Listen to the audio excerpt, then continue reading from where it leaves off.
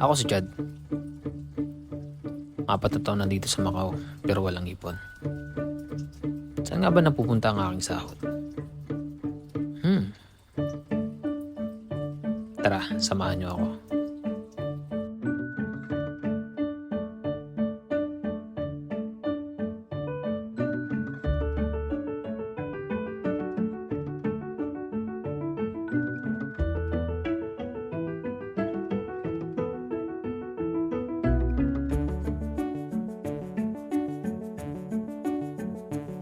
Our first stop, ATM machine.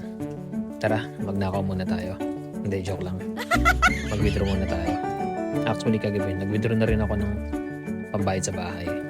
Yep. So, this is my second time today. Yep. So, kuha muna tayo ng panggastos, pambayad sa ibang bayarin, at pampadala sa Pilipinas.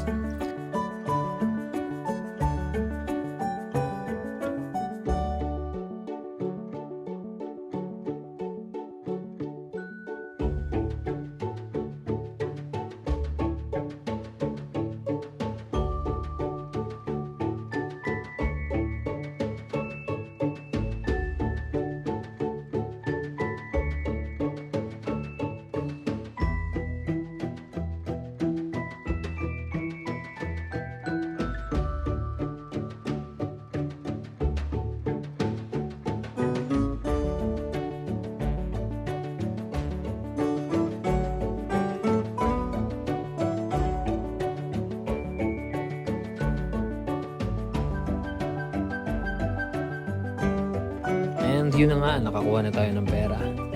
And then, let's go to the second stop. Yep.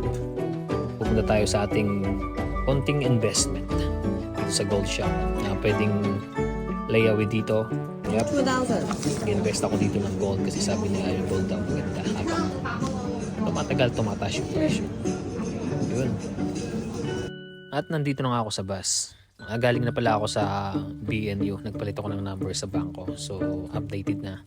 So, yep, nandito ako sa bus at pupunta na tayo sa BDO para tayo magpadala ng pera sa Pilipinas. Alright, let's go!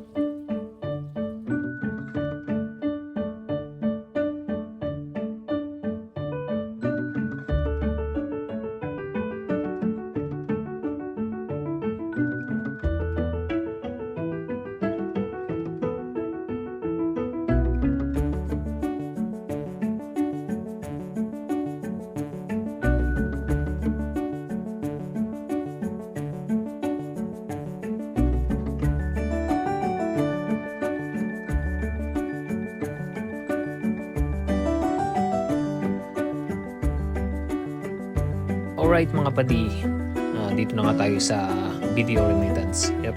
Dito lang to sa may China Plaza. Dito ako nagpapadala kasi napaka-convenient dito. Sige po, sige po. Wala masyadong pila. And then, yep, okay naman mga staff mo ba yan.